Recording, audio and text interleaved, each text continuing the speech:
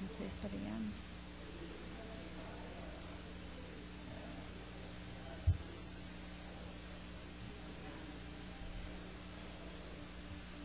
Ah, eu acho que ele chegou. Eu falando mal dele, ele chegou. A Rachel falou de entrar. Ah, tá. Tá bom, então. Já ligou lá, né? Raquel do céu, seu microfone tava ligado. Você me avisa que seu microfone tá ligado? Você tava ouvindo as abobrinhas que eu falei do Leandro? Falando mal dele na internet? Nossa, eu vi. Bom, então vamos lá.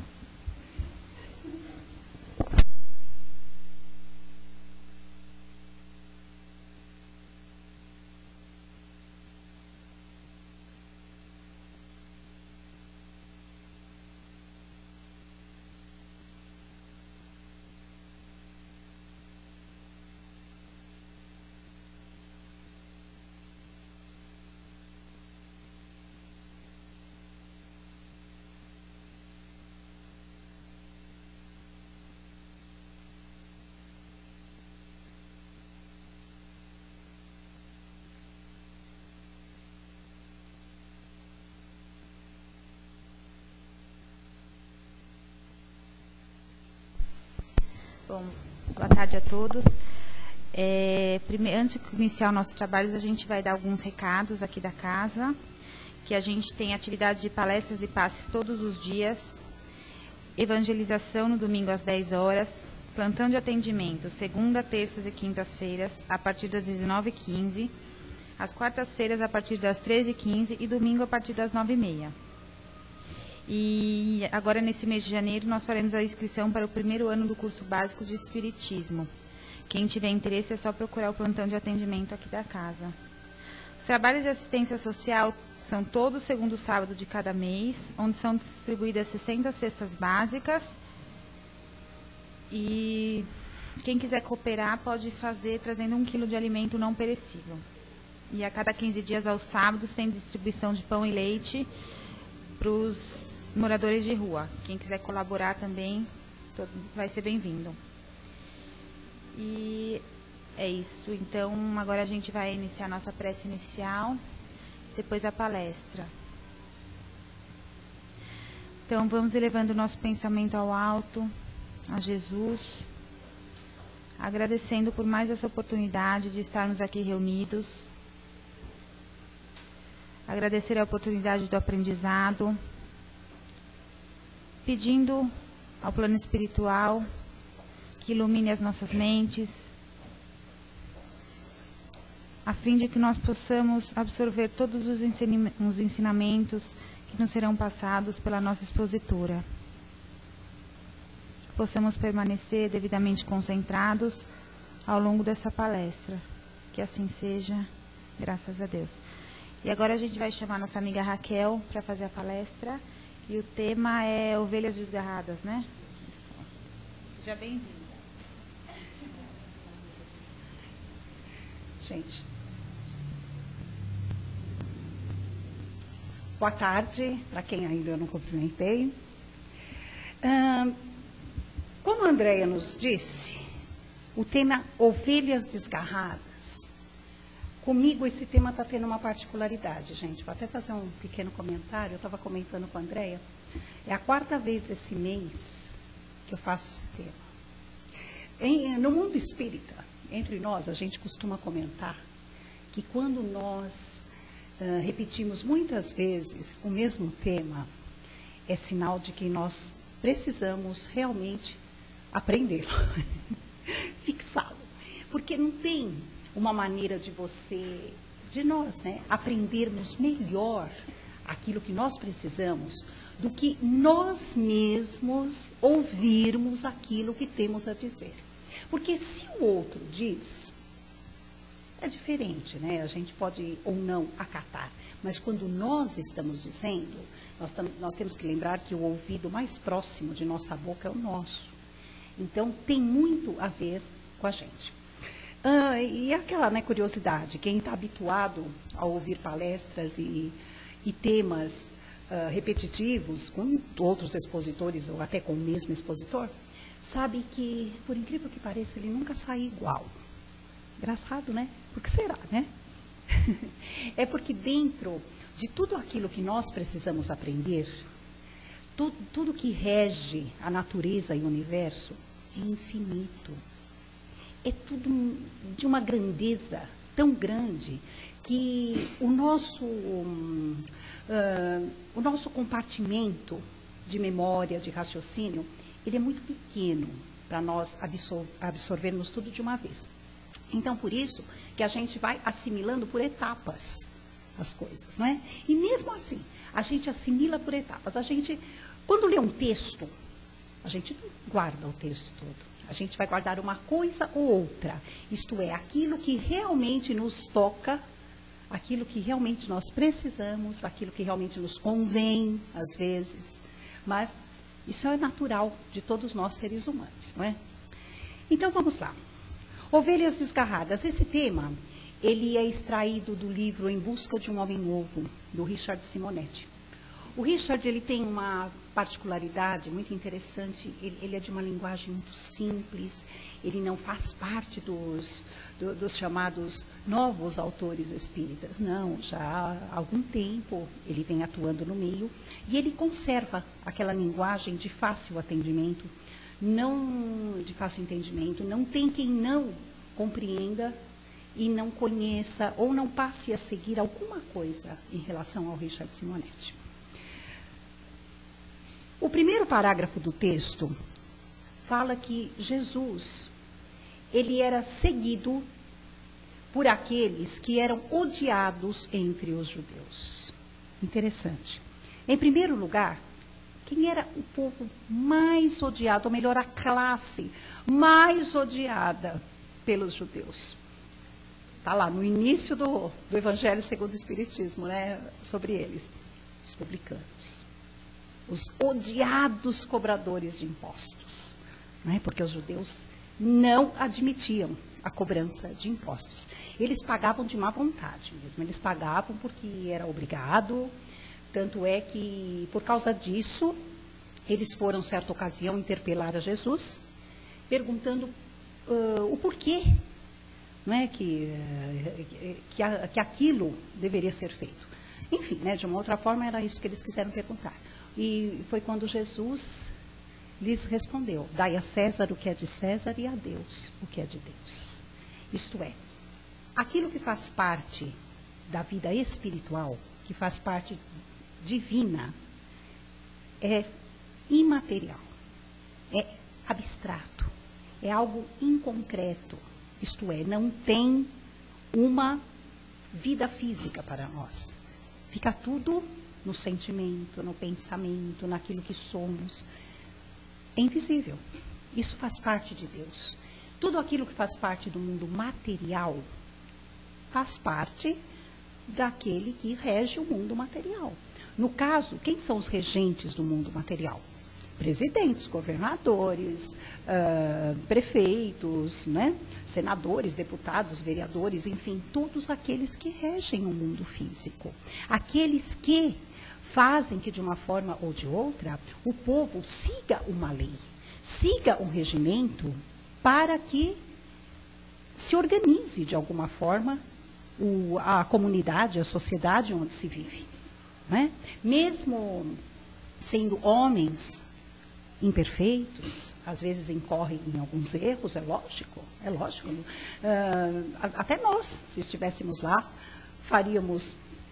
cometeríamos esses equívocos, né? Cometeríamos alguns erros. Isso faz parte da evolução, faz parte do ensinamento, mas a cada um aquilo que lhe é de direito. E Jesus, melhor do que ninguém, foi aquela criatura que veio ao mundo para cumprir todas as leis, inclusive a lei humana. Lá no primeiro capítulo do Evangelho, diz lá: não vim destruir a lei, mas sim dar-lhe cumprimento.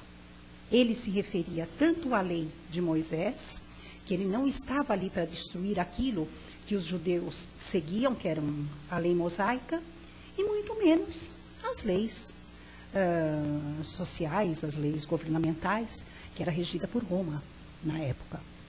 Então, ele foi o primeiro a exemplificar tudo isso.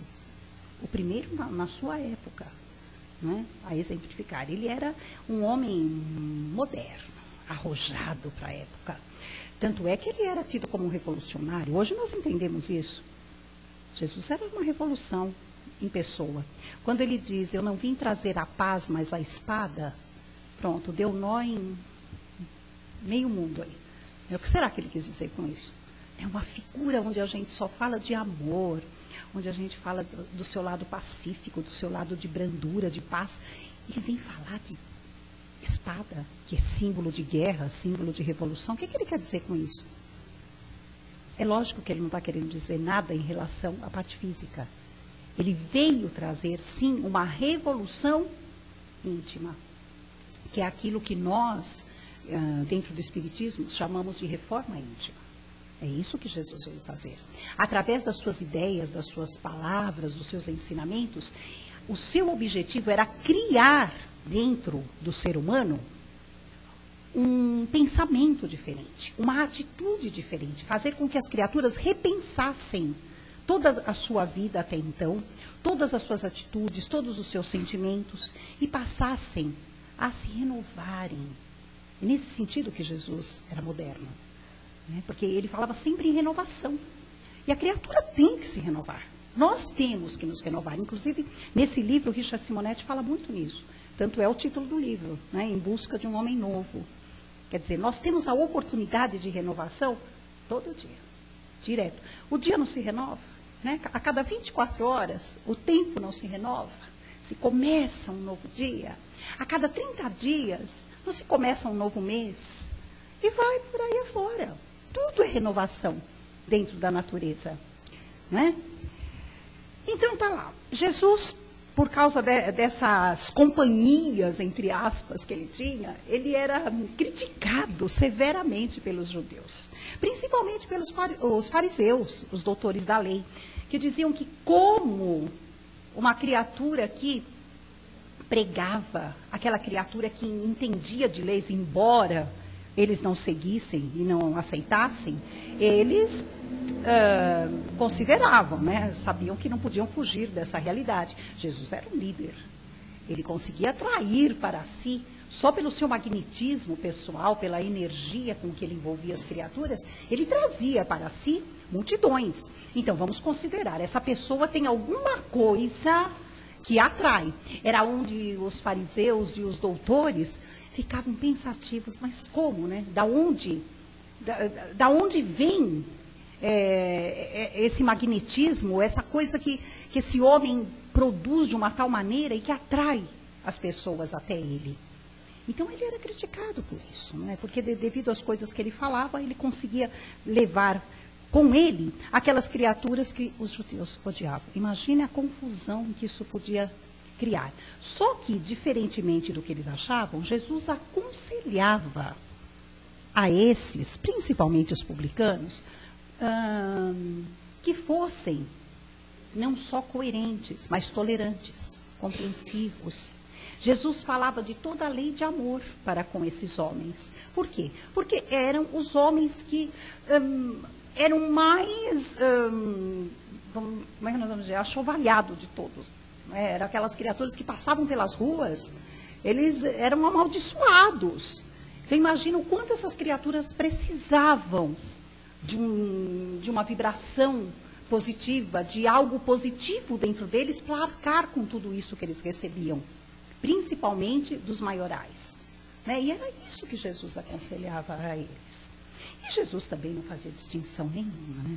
Para ele, tanto faz, ele estava pouco preocupado com a questão social, com a questão política, com a questão intelectual, socioeconômica de cada um.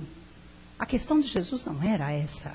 Se fosse, ele não teria arrebanhado para si os apóstolos, que para a gente que começa a estudar a personalidade, a vida de cada apóstolo, a gente vai ver que coisa interessante. Cada um deles tinha um motivo de estar ali. Jesus foi até eles e os arrebanhou. Eles não foram procurar a Jesus. Ao contrário, foi Jesus que foi atrás de cada um deles e foi trazendo um a um para o seu convívio. Por quê? Porque eram realmente as criaturas necessitadas de estarem junto a Jesus. Porque a partir da característica marcante de cada um, dali sairiam líderes. E Jesus, com a sua visão mediúnica, fabulosa, premonitória, sabia que isso ia acontecer. E realmente aconteceu. Foi isso que aconteceu com todos eles. Não é? E nós vemos cada um com a sua característica. Não é? Sem citarmos cada um deles, mas nós temos Pedro com toda a sua impetuosidade, brigava pelo mestre por qualquer coisa, até um dia que ele aprendeu a lutar com brandura. Isso demorou muito, né? Ele e Jesus, às vezes, tinham sérios bate-bocas, porque Jesus queria que ele enfrentasse a situação de uma forma mais amena, porque ele era impetuoso, ele já partia mesmo com agressividade, principalmente depois que ele passou a amar o mestre. Ninguém podia falar qualquer coisa a respeito de Jesus, que ele tomava a frente da situação. Ele respondia por todos. Né? Aí nós vemos o caso de Tomé, que era aquele totalmente razão. Quer dizer, ele tinha um motivo para estar ali. Jesus precisava de alguém assim. De alguém que precisava da prova das coisas para poder acreditar. Então, ele era a razão do grupo.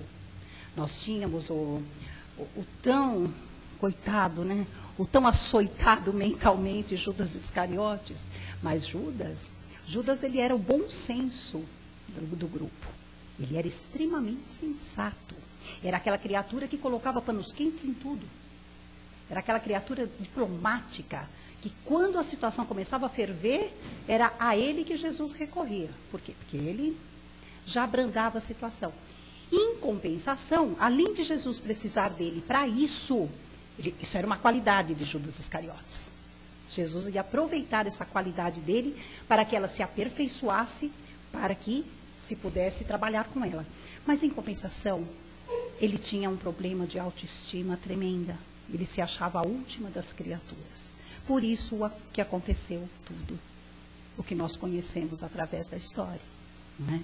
Ele, apesar de tudo, ele gostava muito que alguém lhe desse atenção, ou que ele chamasse atenção por algum motivo, por algo que ele tivesse feito. Então, ele era problemático, ele precisava de todo o amparo de Jesus. Nós temos, no caso, João, né, que era um menino de tudo, quando Jesus o conheceu e o arrebanhou. E ele foi amadurecendo, foi sendo criado com Jesus, educado por Jesus. Tanto é que nós vemos, depois que Jesus desencarnou, toda a trajetória de João, né, que foi desencarnar lá velhinho, após ter escrito uma parte dos evangelhos e o Apocalipse. Tudo isso com o aprendizado que ele teve ao lado do mestre. Ele teve Mateus, que era um publicano, né? E Mateus era o único do grupo que sabia escrever. Então, tinha o porquê dele estar ali. E vai por aí afora, né, gente? Então, por aí a gente vê que não havia, de forma alguma, discriminação e preconceito. Assim como não há discriminação e preconceito com o Divino Pai. Imaginemos nós, se no céu, como é assim, né? Vamos chamar assim de céu, só entrasse aquele que Deus quisesse. Gente, o céu está aberto para todos. Tá? O chamado céu, aquilo que nós entendemos de céu, é uma oportunidade para todos nós. Basta a gente querer entrar nesse céu, adentrar esse paraíso. Basta que nós, para isso, tenhamos todas as condições, mas essa condição tem que ser criada. Essa condição ela tem que ser galgada. Não basta adorar a Deus, dizer que seguimos a Deus para que possamos entrar no céu. Não. O Pai, Ele quer de nós, não é nem questão de atitude, gente. Não vamos nem questão de falar, aliás, não é nem questão de cobrança. Não vamos pensar em termos de cobrança, não. Ele espera, ele quer de nós atitude. Mas aquela atitude que nos prevaleça no sentido evolutivo, no sentido moral. É isso que o Pai quer de nós. E às vezes a gente não entende, porque Ele nos dá todas as oportunidades. E nós não enxergamos nenhuma delas. Ainda dizemos que o Pai é injusto, que Ele foi muito mais generoso com o nosso vizinho do que com a gente, né? Que Ele deu maiores oportunidades para aquele nosso irmão que não sabe aproveitar, porque aos nossos olhos é assim. Que para nós Ele nem está olhando, né? Quando nós chegamos a dizer que Deus não existe. Por quê? Porque nós não queremos a tal da dificuldade na nossa vida. Só que nós esquecemos de um detalhe interessantíssimo. Quem dificulta tudo somos nós. Com a nossa visão, a gente torna a coisa muito mais difícil. Muito mais difícil de ser, a vida muito mais difícil de ser encarada, de ser vivida. Nós temos que aproveitar cada um dos momentos que nos aparece no decorrer da nossa existência e analisar. Por que será que ele apareceu para nós? De que maneira nós podemos aproveitar essa chance? Se não for de uma forma, pode ser de outra. Perante uma dor, perante um sofrimento, que às vezes a gente não consegue escapar da dor e do sofrimento, a gente tem que vivenciá-la da forma mais proveitosa possível. Ah, que proveitoso é isso? É viver, sofrer até... Não, é saber enxergar. Que se aquilo está acontecendo é porque algo eu preciso aprender com aquilo. Só que nenhum de nós tem que sofrer. Essa é uma questão difícil de entrar na nossa cabeça, às vezes. Sabe, porque dá a impressão que nós não conseguimos sair de determinada situação. Quanto mais a gente quer sair, às vezes, mais a gente se embola, mais sofre, mais ela fica dolorida. Calma. Porque é aquela coisa, né? Quanto mais ansiosos, quanto mais imediatistas nós somos, mais cegos nós ficamos perante a situação. Nós temos que entender que o tempo, ele é infinito. Tá? Nós temos tempo para resolver determinadas coisas. E tudo acontece na hora exata de ser resolvida. Na hora exata de ser vivida. Jamais nós viveríamos uma situação que vivemos hoje há 10, 20 anos atrás. De forma alguma. Não teríamos conhecimento, não teríamos maturidade. Nós temos que vivenciá-la hoje. E por que não deixar para depois? Porque depois nós vamos perder o dinamismo para vivenciar e conviver com a situação. É hoje, é o agora. A vida, ela é feita de algo maravilhoso, né, que se chama presente. E o tempo atual, ele tem esse nome, essa denominação, não é à toa, não é por acaso. É porque realmente o presente, ele é o momento mais precioso da nossa existência. Não adianta nós querermos pensar no futuro, querer saber como vai ser o futuro, correr atrás de premonições, né, de leitura de sorte, para saber o que fazer. Porque se o presente não for bem vivenciado, não há futuro que resista. O futuro, ele depende do presente, ele depende do hoje. A gente pode, sim, ter algum prenúncio, né, uma coisa vaga do que pode acontecer. Mas dependendo de nossa atitude hoje, essa coisa não vai acontecer de uma forma, às vezes, tão boa como nós achamos. Então, nós temos que valorizar o momento atual. É a mesma coisa que o passado. O interessante é que o passado... Ele é típico, né? Ele é típico do espírita, principalmente o espírita iniciante. Ele fala muito na vida passada, porque ele começa a descobrir, dentro da atualidade, muita coisa que ele não encontra resposta agora.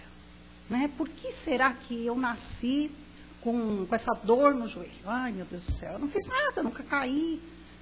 Não sofro de nenhum problema de saúde, eu nasci com ela. Meus pais dizem que eu nasci com ela. Tudo bem, nasceu com ela, tá, mas não, alguma coisa na minha vida passada eu devo ter feito. E aí vamos descobrir, vamos tentar descobrir o que foi que fez eu ter esse problema sério. Esse é só um exemplo, né, gente? Mas isso não vai resolver. Isso não vai resolver. O que resolve é como você vai tratar esse joelho agora, né? A remedinho não resolve. Bom, se o remédio não está resolvendo, todo e qualquer médico diz que não tem jeito, que seu problema é de nascença, né, como a gente diz, não vai ter jeito. Então, só tem uma alternativa. É alguma coisa em mim que eu preciso mudar. É alguma coisa comigo que vai fazer com que eu esqueça um pouquinho a dor do joelho. É aquilo que, não precisa nem ser espírita para saber disso, né, gente? É aquilo que muitos médicos, terapeutas costumam dizer, para a gente encontrar algo que realmente nos ocupe a mente, o tempo, enfim, aquela coisa toda para a gente não ficar dando vazão à dor. Isso é uma coisa, isso é comprovado, tanto científica, como psicológica, como espiritualmente. Isso a gente tem que fazer. É o bom emprego das nossas horas, é o bom emprego do nosso tempo, é o bom emprego do nosso dia. Isso não é impossível para ninguém. A gente precisa o quê? É se descobrir, é se conhecer, se ajudar. Para cada um, por isso nós somos indivíduos, individualidade, cada um é cada um. O que serve para um não vai servir para outro. O que é bom para um pode ser péssimo para o outro. A não ser aquelas coisas que estão dentro das leis morais divinas, aquilo é bom para todos e ruim para todos. Só isso. Mas a questão da individualidade, isso, cada um é cada um. Nós temos que ter o respeito. A gente fala muito em respeito, mas não é só o respeito com o outro, é o respeito com o nosso íntimo, com a nossa maneira de ser também. Isso não quer dizer, isso aí pode dar margem a um equívoco, gente. Isso não quer dizer que, eu sou assim mesmo, não vou mudar. Né? Isso, eu me respeito, eu sou assim. Não, a gente sabe que não é bem assim que funciona. Isso se chama comodismo. Né? Eu sou assim, ainda, mas eu vou melhorar. Eu vou. Tá? Amanhã ainda não vou estar 100%, mas eu já dei um passinho, né? Eu já sei que eu tenho que melhorar. Olha que coisa boa. Eu já sei que eu tenho que melhorar. Sabe o que começa a acontecer? Eu costumo ser até um pouco repetitiva nessa questão, porque isso aí é um exercício próprio.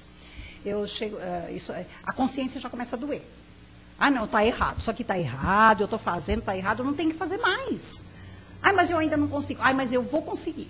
Hoje eu já vou deixar um pouquinho de lado, eu já não vou estar 100% errada. Quem sabe hoje eu já consigo só 90%, né? E assim vai indo, porque é exercício. Ninguém muda da noite para o dia. O espírito não retrocede. Tá? Ninguém é bonzinho e fica ruim de repente. Não, isso não existe. Nada na natureza anda para trás. Tá? Isso não existe. A gente evolui. Mas o que acontece? De repente aquela criatura era tão boa. Olha, hoje parece que está do avesso. Né? Mudou tanto. A gente ouve assim, mudou para pior. A pessoa mudou para pior. Né? Acontece o seguinte, ela era daquele jeito. Ela só não tinha oportunidade de mostrar. A primeira oportunidade ela mostrou o que ela realmente é. O que ela pensa, o que ela sente. Ela é assim. Não é? Ela mudou nada. Ela não mudou nada. Ela é desse jeito. Ela não tinha oportunidade. Ao contrário do nosso lado bom, que nós temos oportunidade de mostrar sempre. É diferente do lado ruim. O lado ruim, às vezes, a gente não tem a oportunidade. Que bom, né? Bendito seja, né? Que a gente não tem. Porque se tivesse, também ia ser um estrago total. Até nisso, a misericórdia divina atua em nós. Nos dando só a oportunidade de mostrar o lado bom.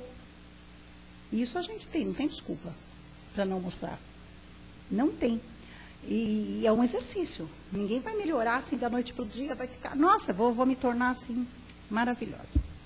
Bom, dentro da evolução, nós vemos que existem criaturas que aprendem. É aqui que se insere realmente o título do texto, as ovelhas desgarradas.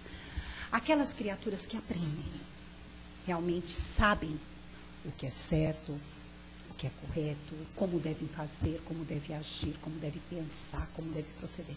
Só que, de repente, essa mesma criatura se desvia desse caminho, principalmente regida pelo seu livre-arbítrio.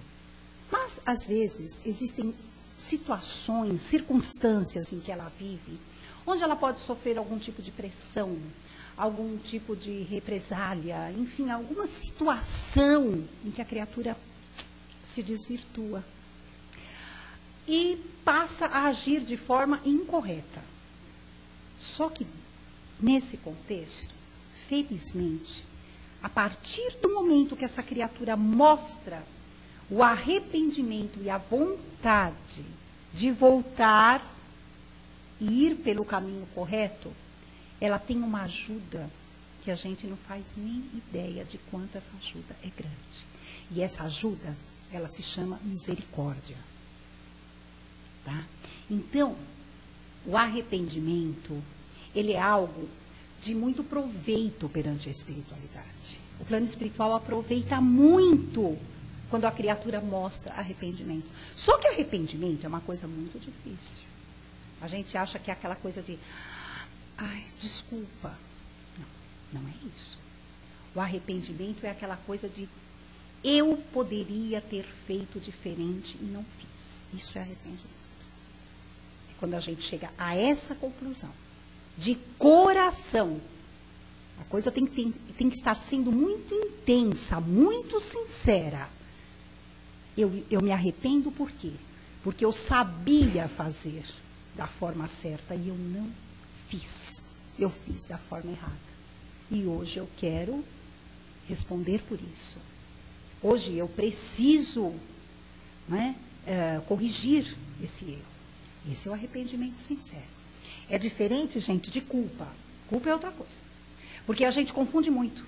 A gente acha que, eu sinto arrependimento porque eu sou culpada. Não. Culpa é outra coisa. Nem sempre aquele que sente culpa, ele está sendo sincero no que o fez errar. Nem sempre. A culpa ela é negativa, enquanto o arrependimento é positivo. Olha a diferença. Olha a diferença, para sermos aí as ovelhas que vão se garrar novamente. A diferença é essa, não sentir culpa. A culpa é destrutiva. A culpa traz problemas de saúde, a culpa traz problemas de ordem emocional, de ordem psicológica. Ela pira qualquer um. É diferente do arrependimento, que quando sincero, ele eleva, ele faz a criatura crescer, amadurecer. Não é? Porque com o arrependimento existe aquela questão do errei porque não sabia, não é? Fazer, desculpa, ao contrário. O arrependimento é assim, eu errei, sabia, na hora eu não sabia, mas hoje eu sei que eu estava errando e eu estou arrependido do meu erro. Eu era menos conhecedor do que hoje. Então, agora eu quero retificar esse erro, esse é o arrependimento. Agora, a culpa, ela é mais cômoda. Eu errei, eu sou culpado. Realmente eu sou. Mas será que existe a vontade de corrigir? É diferente. E a criatura, quando ela sente a culpa, ela se consome na culpa. A culpa é cômoda. Eu sou culpado, eu reconheço que eu sou culpado. Eu fiz errado mesmo, e fica por isso mesmo. Essa é a diferença. Essa é a diferença. Por isso que nós não devemos nos sentir culpados por nada de errado que tenhamos feito. E sim, procurar saber o porquê que erramos e corrigir. É outra coisa. Deixa a culpa de lado. Não somos perfeitos. Somos espíritos em aprendizado constante. Somos criaturas com a chance diária, minuto a minuto, para não dizer diária, de recuperarmos aquilo que chamamos, às vezes, de tempo perdido. Não tem por que sentir culpa. Agora, também, né, aquela questão do arrependimento, quando ele é sincero, a gente sabe o quanto dói. E a gente não vai querer fazer algo impulsivamente, às vezes, sabendo que está errado. A partir do momento que a gente sabe o certo, por que vai fazer errado? Tem situações difíceis. Por exemplo, na vida social. Socialmente, a coisa é complicada, gente. É complicada. Tá? Socialmente, às vezes, a gente não adota determinadas posturas para não ser marginalizado, para não ser o chato. Tá? Mas a gente sabe que tem um monte de coisa errada que a gente não deveria fazer, né? E acaba, às vezes, fazendo. Mas a gente tem que ter o quê? O equilíbrio, o jogo de cintura nessa situação. Vocês querem ver uma coisa muito corriqueira? Que a gente cai facilmente. Questão da mídia. A mídia, ela tem um poder incrível sobre o ser humano, sobre o povo. A gente abre um jornal, vai ver uma televisão, se tiver uma notícia trágica, dramática, pronto, já está todo mundo ali, né? O Ibope cresce maravilhosamente. Você sai na rua, você vai em qualquer lugar, já está se comentando aquilo. Se você não quer comentar, né? Você sai de fino, não quer comentar, você é chato. Aí, quando muito, tem aqueles que falam, nossa, você vive fora da realidade. Onde já se viu? Não quer, né? Porque aconteceu. Gente, nós não somos nenhum alienados. A gente sabe o que acontece. Tá? Você ouviu, aconteceu, beleza, tá. Precisa de detalhes? Precisa alimentar a situação? A gente ouviu, sabe o que acontece. Pronto, parou aí. Agora, ficar comentando, ficar alimentando. E quando a gente não passa para o setor do achismo, né? Aconteceu porque, aí eu acho que aconteceu por causa disso. Aí vem outro e fala assim, mas eu acho que não. Eu já acho que é por causa daquilo outro. Aí fica um achando uma coisa, um achando... Gente, nós não temos que achar nada. A gente não sabe. Nós estávamos vivendo, principalmente, né, o ano passado, nós vivemos bem essa situação. Né, com crimes terríveis que abalou o mundo, não foi uma questão nacional, foi uma questão mundial. Nós não podíamos fugir totalmente do assunto, porque o assunto estava 99% nos rodeando. Mas a gente tem que achar alguma coisa. Nós não estávamos presentes na hora do crime para saber o que aconteceu, deixou de acontecer. E julgar, o pior é julgar. Porque fulano que fez a coisa, nossa, o que será, né? O que será? Ainda tem outros, então, que falando de vidas passadas, ainda vão querer saber o que aconteceu na vida passada para o crime ter se realizado. Gente, não, calma. Aí é que está a nossa postura. A gente pode ouvir, a gente pode saber, mas não precisa se envolver. Mesmo porque o envolvimento não é saudável. Não traz uma coisa muito boa para a gente. Então, é saber ouvir. Olha como a gente tem que se educar nesse ponto. É uma questão de educação. A gente começa a educar os ouvidos, os olhos, a boca, né? Se educar tudo nesse sentido, do não envolvimento. Né? O não envolvimento. E não esquecendo também, eu tinha uma expositora de doutrina que ela falava uma coisa fantástica. Ela falava que o equilíbrio para todas as situações, né? Porque tem aquela criatura que, ouvindo isso, ela acha que ela tem que ser esfuziante, alegre. Não, alegre. Então, ela ri de tudo, ela ri a qualquer hora. Ela... Não, Andréia, não é. Ela ri de tudo, ela ri a qualquer hora, tudo é muito bonito. Tudo... Ela chega a nem ouvir a coisa por inteiro e já está rindo, quando vai ver uma tragédia. Não era para ter rido, entendeu? Então, não é bem por aí também, porque ela falava, a pessoa que, nossa, ela faz isso, cuidado. Também não é por aí. Isso é fuga de alguma coisa. Porque a alegria, de verdade, ela vem daqui, ó. Ela vem do coração. E a gente transmite numa atitude, a gente transmite num olhar, numa palavra. Não precisa ficar o tempo inteiro, né, rindo, esfuziando, não sei o quê. Então, tá certo, existem pessoas com essa característica. Isso é uma característica. Mas a gente percebe quando é uma característica e quando não é. Né? Porque a pessoa comedida, é lógico que ela é a mais indicada nesse sentido, né? Como exemplo. Gente, para terminar, o penúltimo parágrafo desse texto, ele nos diz assim: é impossível conviver com a bondade sem ser decisivamente influenciado por ela. Raros estão realmente integrados no rebanho divino. Essa frase é bárbara. Porque quando você convive com, num círculo, vamos dizer assim, não com uma pessoa, num círculo positivo, saudável, otimista, você é contagiado por ele. E ao contrário também.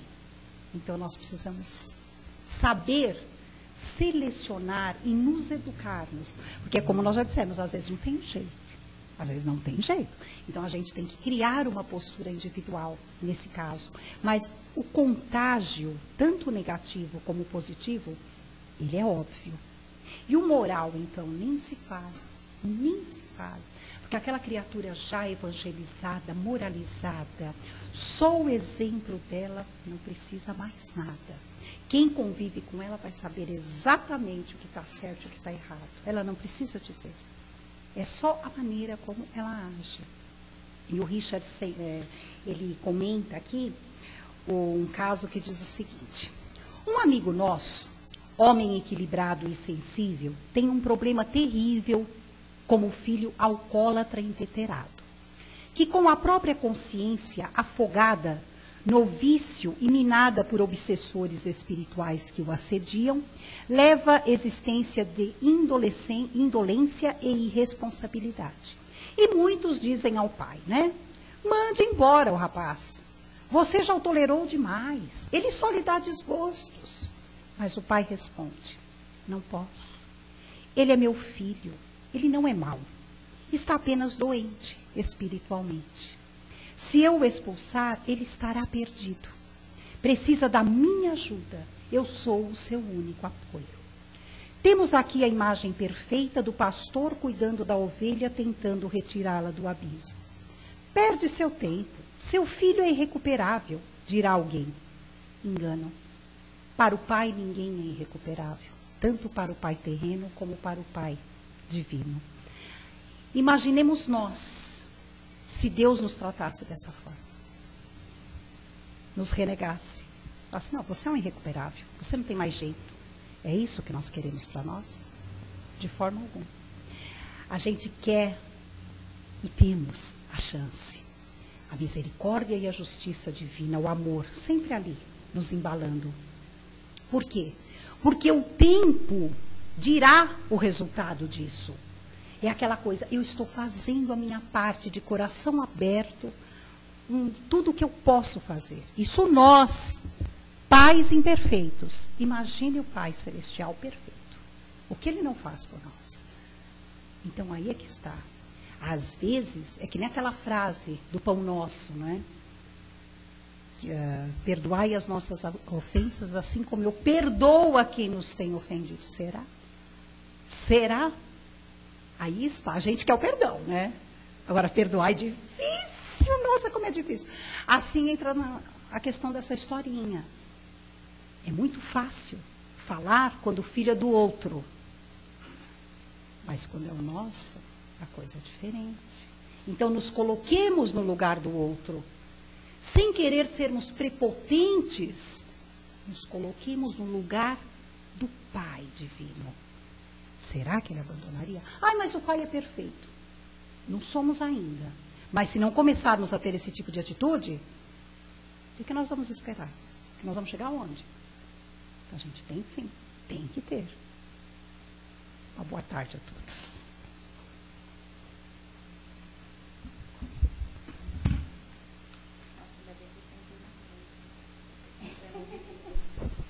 Vamos agradecer aqui nossa amiga Raquel, sempre muito feliz nas palestras dela. E acho que essa palestra que você fez foram tantos pontos importantes, eu acho que relevantes até na nossa vida atual, que é difícil a gente falar sobre um ou outro. Mas eu acho que realmente essa questão das vidas passadas que você comentou, a gente sempre se justifica falando que aquela minha característica é um defeito de uma vida passada. Então, assim, eu sou assim porque provavelmente eu tive um trauma numa vida passada que me deixou assim. Então, eu vou demorar ainda um tempo para conseguir. Então, eu acho que às vezes é muito cômodo para nós mesmos colocar os nossos defeitos ou as nossas imperfeições justificando vidas passadas. Eu acho que todos nós já fizemos isso em algum momento.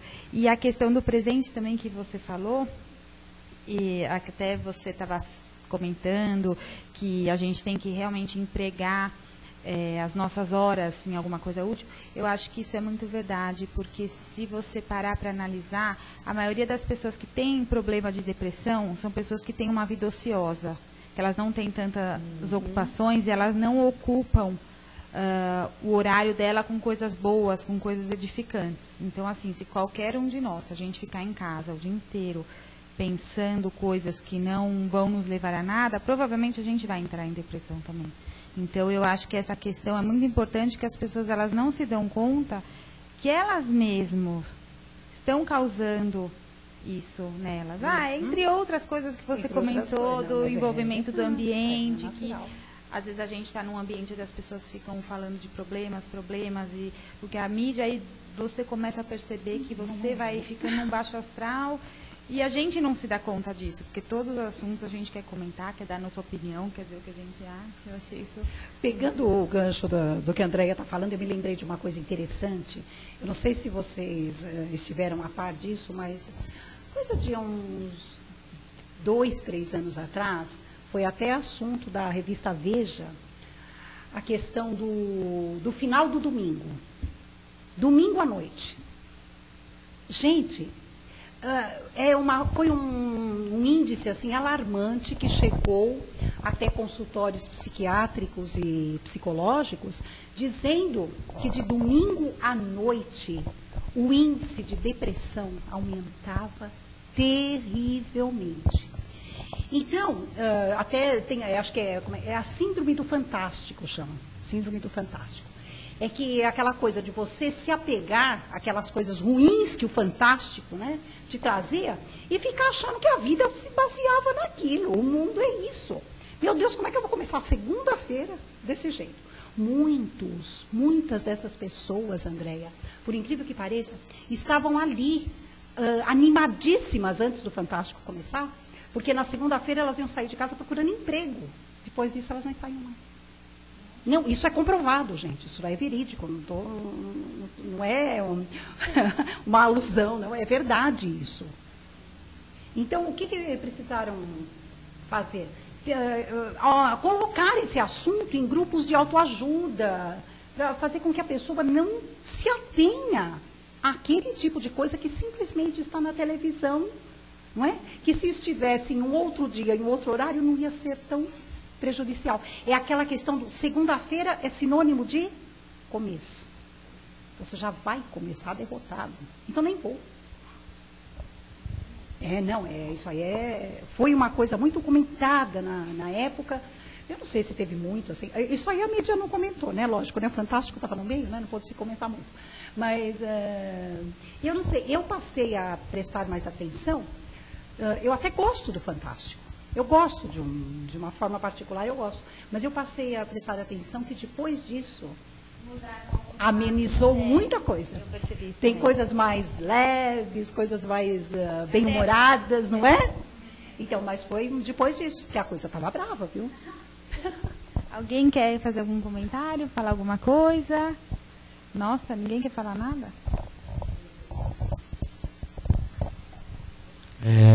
Como você tocou muito ponto, né? Se eu ficar falando, eu vou falar até amanhã, tá? Tem muita coisa que Não tem? bacana. Mas também uma coisa que eu acho que é assim, como a Andréia colocou, coisa da vida passada, eu acho uma questão muito importante, como no meu caso, se eu fosse viver da forma como vivesse, eu teria tímido, eu teria vergonha de tudo.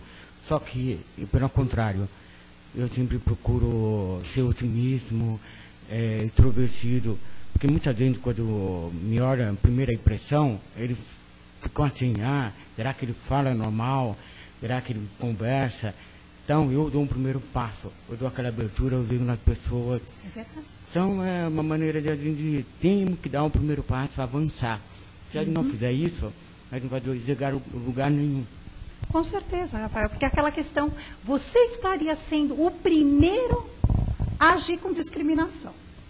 Você mesmo já estaria se colocando numa posição onde você daria abertura para a discriminação. E você já quebra isso. Não é? Isso é óbvio. Para não se sentir diminuído. Se você mesmo se coloca numa situação que você se sente aí diminuído, você dá a chance de todo mundo te colocar desse patamar. Complementar um caso, acho que 9 anos atrás, eu fui num emprego que era assim, vamos dizer, vaga para deficiência. Aí eu cheguei lá, aí eu conheci, assim, todo mundo me via de uma forma, entraram 15 pessoas. Eu conversava com todo mundo, os outros 14 eu não conversava. Aí eles chegavam, como você consegue? Eu falei, qual é o seu problema? Ele falou, mas ele me achou eu sem perna. Eu falei, você que está te incriminando. Não é